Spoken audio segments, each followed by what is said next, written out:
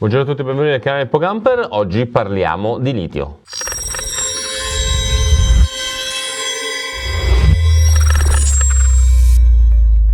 Allora, buongiorno a tutti. Come avete sentito, oggi faremo un video un po' particolare perché parleremo di litio, ma parleremo di un'installazione particolare che abbiamo effettuato su un van di un nostro cliente. In questo veicolo abbiamo installato un impianto molto interessante perché stiamo parlando di 400 Ah di batterie con BMS esterno, questa è la cosa particolare, e quindi, visto che è un impianto abbastanza particolare e abbastanza potente, mi sono andato a vedere se per caso questo tipo di impianto possa essere stato già preso in considerazione precisamente nel sito della Victron, in quanto Victron, se non sapete andate magari a dare una spulciata all'interno del sito, presenta degli schemi di funzionamento e di installazione che consentono, oltre a tutta la manualistica, che consentono di avere una traccia, di fornirci una traccia su come installare un determinato tipo di impianto. Ne ho trovato uno veramente molto simile che adesso voglio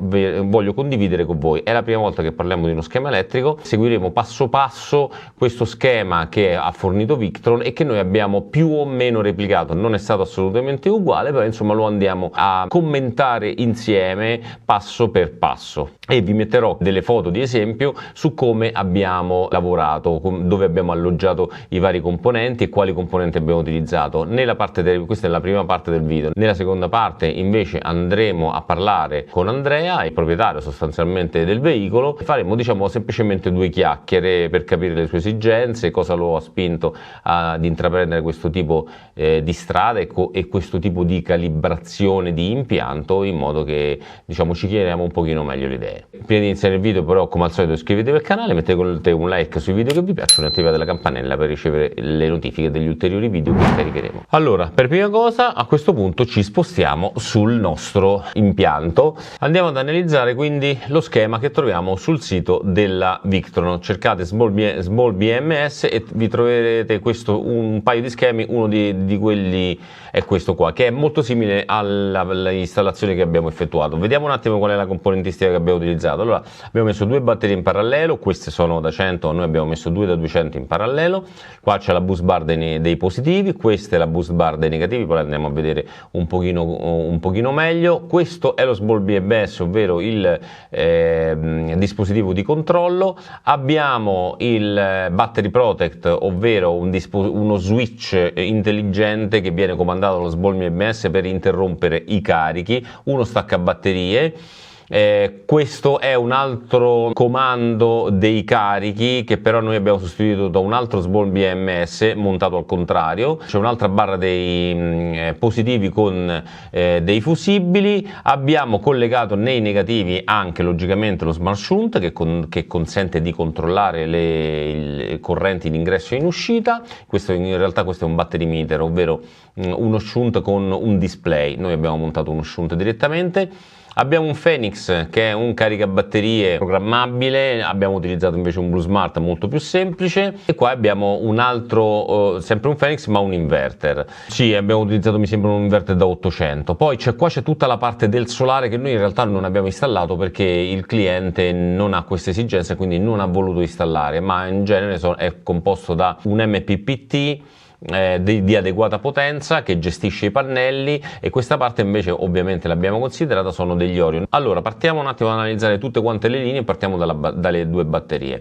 Ve lo zoom in modo che lo possiamo seguire insieme. Allora, barra dei negativi e barra dei positivi. Come vi ho detto, nella barra dei negativi c'è lo shunt che è questo qui, chiaramente va alimentato, non considerate questo cavo che sarebbe il display. Va alimentato, quindi si prende dalla barra dei positivi, lo vediamo tra poco. Alla barra dei negativi e alla bus bar dei negativi vengono collegati i due negativi e quindi siamo in parallelo. I due positivi invece vengono collegati su quest'altra barra, che è una barra dei positivi. Ovviamente ogni linea dei positivi presenta il suo fusibile adeguato in funzione degli assorbimenti. Andiamo quindi ad analizzare il controllore, che ha delle uscite e degli ingressi. Questi ingressi sono le due batterie che vengono collegate in serie, per la verità, cioè i cavi vengono collegati in serie, quindi la femmina viene collegata direttamente, di una batteria viene collegata direttamente allo small BMS, maschio e femmina vengono collegati insieme, poi il maschio viene collegato all'altra parte di questi connettori circolari. Quindi noi abbiamo le batterie che sono collegate e vengono sentite dallo small BMS che ne analizza lo stato. La nostra parte destra ha una morsettiera che ha prima di tutto l'alimentazione power più e power meno, quindi bisogna alimentare le small BMS e questo è normale. Chiaramente come vengono alimentati? Tramite la bus bar dei positivi, quindi il positivo, eccolo qui, alimenta power più e il negativo, eccolo qui, small BMS, quindi gli diamo l'alimentazione positivo-negativo. Poi abbiamo il secondo pin che è la disconnessione del carico, si occupa quindi di disconnettere il carico in uscita in caso di anomalia. Chiaramente quali sono i carichi che noi andremo a prelevare? Sono i carichi che vengono prelevati da questa zona qui, quindi dal distributore principale fondamentalmente. Noi in realtà abbiamo semplificato questa zona e abbiamo rilevato direttamente da questa barra. Il cavo giallo consente di bloccare la corrente che fluisce dal battery protect. Considerate che il battery protect non è nient'altro che uno switch intelligente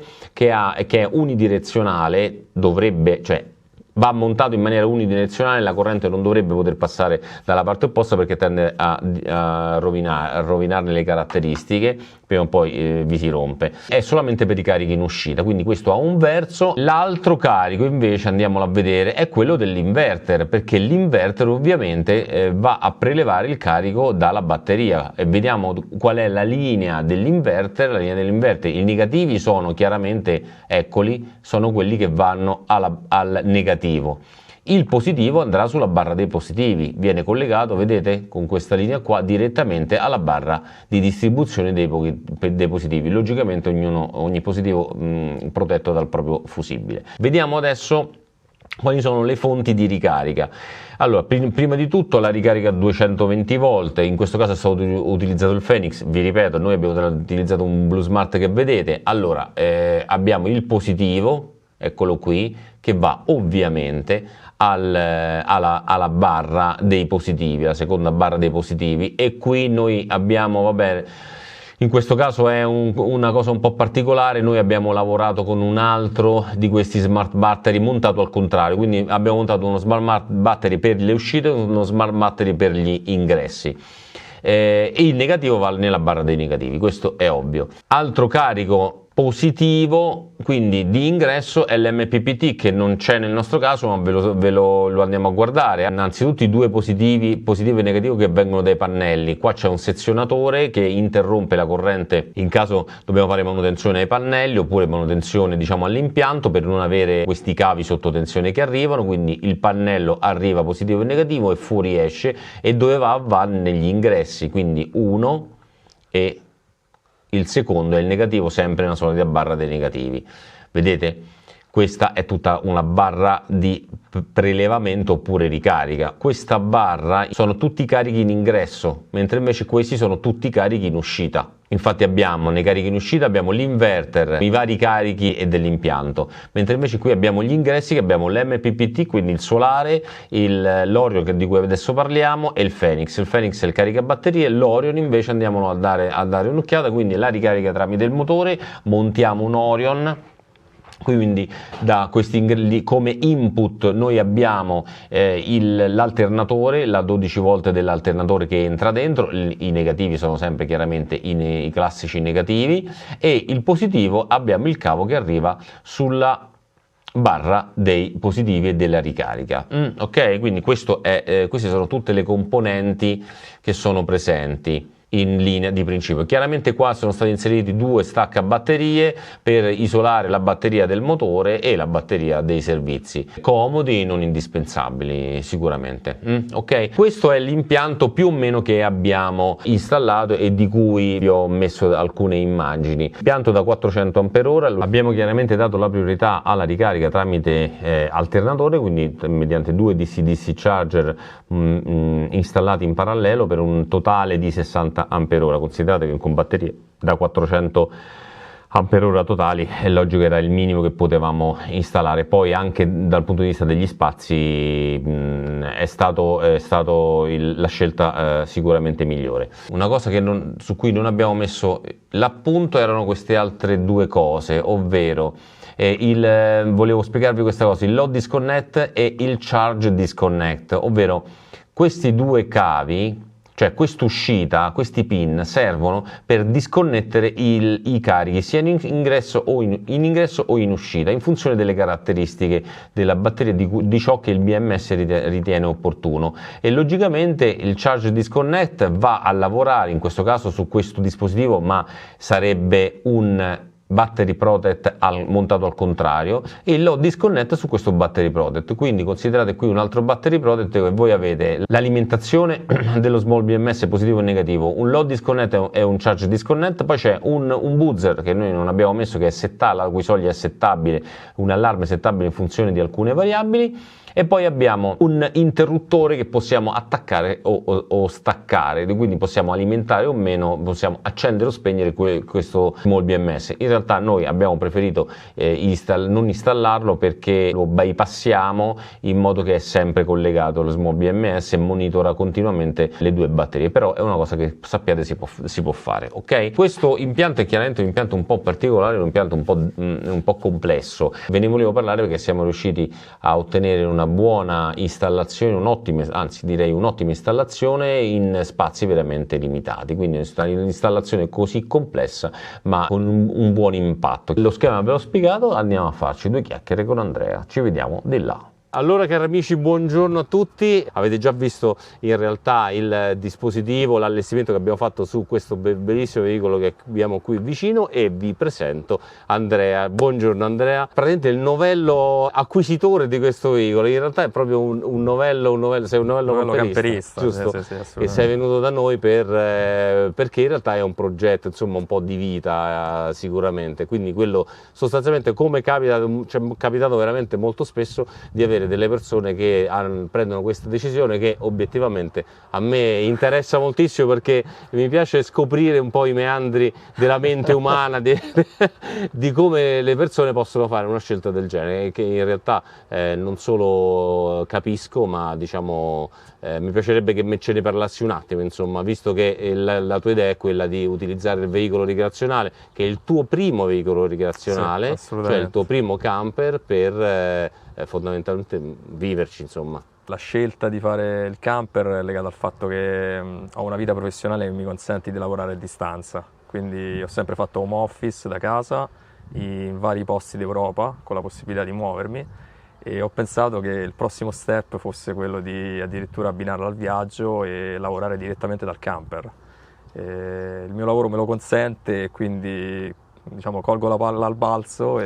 Quindi diciamo che tu non saresti un full timer comunque al 100% io lavoro all'interno del veicolo, cioè nel senso non vivresti una vita forse per qualche mese, un paio di mesi, però magari per il tempo legato al progetto, che può essere da 3-4 mesi, anche qualcosa di più, e poi ritornare a casa ovviamente, quindi avere sempre un posto fisso dove tornare, perché è una cosa che mi piace, ma allo stesso tempo avere un periodo in cui posso viaggiare e lavorare contemporaneamente. E l'idea del viaggio è un qualcosa che è maturata in te, diciamo, nel tempo, hai avuto sempre dentro, anche da giovane, diciamo, non che tu sia ormai anzianotto, anche se dimostri sicuramente molto meno di quanto in realtà hai, però ecco, è un qualcosa che comunque ti è sempre interessato nella vita. Sì, allora diciamo che i 2 viaggi più belli che ho fatto sono stati in America e in Norvegia, e li ho fatti da solo, con l'auto a noleggio, semplicemente con un'auto a noleggio, non era neanche un camper, e ho fatto veramente un numero di chilometri impressionante. Perché anche in America anche in America era auto a noleggio. Da solo? Da solo, sì. Fantastico. Ho fatto tutta la zona, diciamo, California, Nevada, Arizona, che è meravigliosa. I vari parchi. E quella sicuramente mi ha fatto capire che per me viaggiare ecco, è legato appunto al movimento, quindi allo stare in auto, certo meglio il camper, per vedere più posti possibili, è una dimensione che mi corrisponde molto. E diciamo che il viaggio, ti faccio questa domanda perché anche noi siamo viaggiatori, però chiaramente sempre viaggiatori piuttosto di coppia, insomma, un viaggio di coppia ovviamente, Sì. Il fatto di andare da solo per queste lunghe distanze,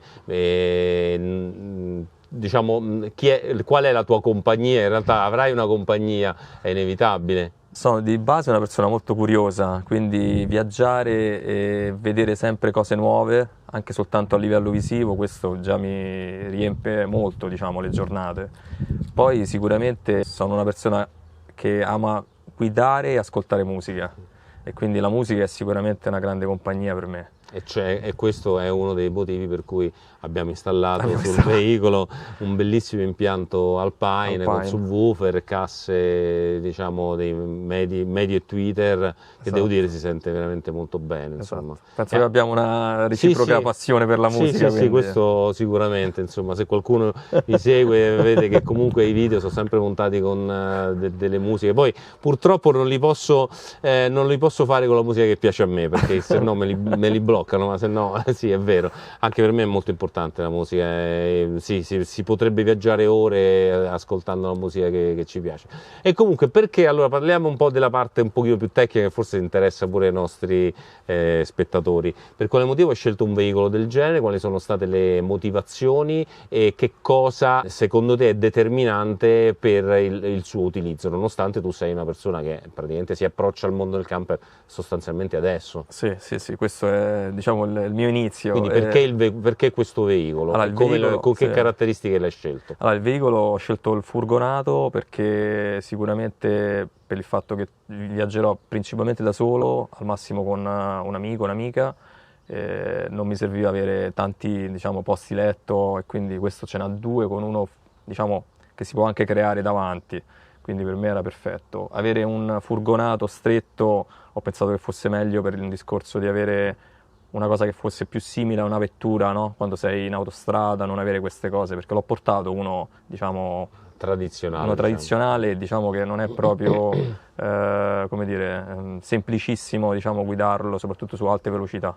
Non che questo possa arrivare a velocità, però insomma è un po' più comodo, diciamo, in autostrada. Anche esteticamente però hai scelto un veicolo che è veramente molto bello, tra sì, anche fuori molto brioso, molto moderno, no? Sì, per me è importante avere un veicolo come questo, averlo col cambio automatico, perché comunque, avendo già guidato mezzi col cambio automatico, mi ci trovo molto bene. E insomma, sì. E come allestimento, che cosa visto che sei veramente novello, siccome avete visto che cosa abbiamo installato nel veicolo, perché hai scelto e come hai scelto questo tipo di allestimento? Soprattutto la parte, diciamo, energetica. Grazie elicottero che ci hai rovinato la ripresa. Grazie. Ho pensato da subito di non mettere i pannelli fotovoltaici, perché comunque sto in zone, diciamo, del nord Europa dove non avrei avuto un grande rendimento, e sopra lo sfrutterò più che altro come portapacchi.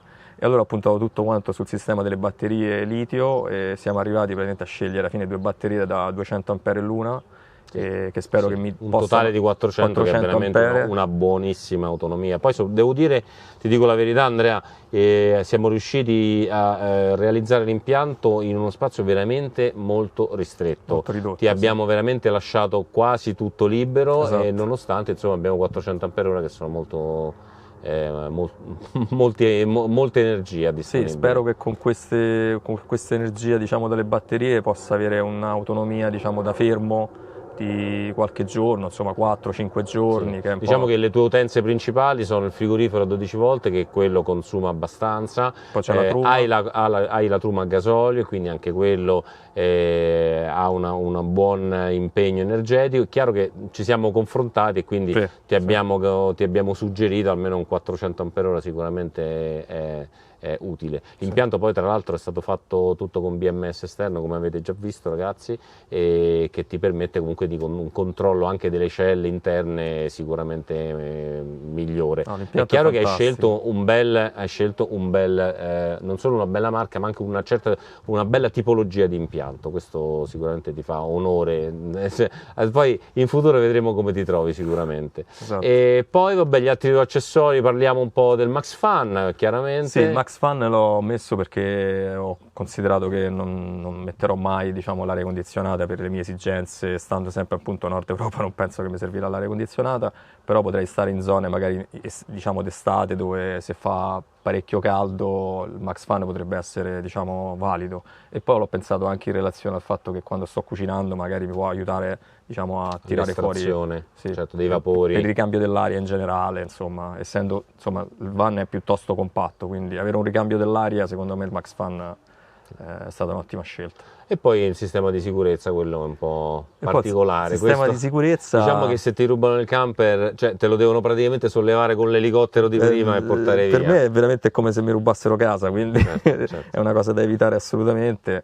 E allora abbiamo montato questo che credo che sia particolarmente innovativo. Sì, un antifurto, diciamo, che blocca completamente sulla linea canna il motore, e non è possibile assolutamente accendere il veicolo se non con determinati strumenti che chiaramente sappiamo noi, diciamo. Esatto, ok, esatto. Poi abbiamo messo anche il Get Lock Van, quindi la protezione sulle finestre per evitare proprio meccanicamente l'apertura delle porte, e questo anche, comunque sia, è molto importante, non è solamente un deterrente, questo è veramente un ottimo sistema. Sì. Quindi... E poi anche il block shaft, diciamo, allo sterzo, abbiamo messo anche quello per avere un ulteriore, diciamo, limite per, insomma, non te lo vuoi proprio far rubare questo camper? Assolutamente. Cioè, assolutamente. Guarda, io non lo so, veramente sei curioso, sei una persona curiosa. Ok, va bene, credo che, diciamo, io non posso che farti, diciamo, gli auguri non solo di buon viaggio, di buon lavoro, di buona vita in realtà, perché buona vita. Di questo stiamo parlando. Quindi grazie sicuramente per aver scelto noi come punto di riferimento, nonostante, insomma, il veicolo proviene da parecchio distante. Sì, la scelta è avvenuta vedendoti praticamente, perché non sono di questo posto io, però vedendoti su internet, su YouTube, ho capito la tua professionalità e ho pensato che fosse la scelta giusta farti fare questi lavori. Speriamo che siamo riusciti a distruggere finalmente questa idea di professionalità che è veramente fastidiosa, ok? Va bene Andrea, grazie mille, scusa se ti ho trattenuto un pochino per l'intervista, ma ci tenevo perché, insomma, sei una persona molto interessante. Grazie mille e buon viaggio. Grazie.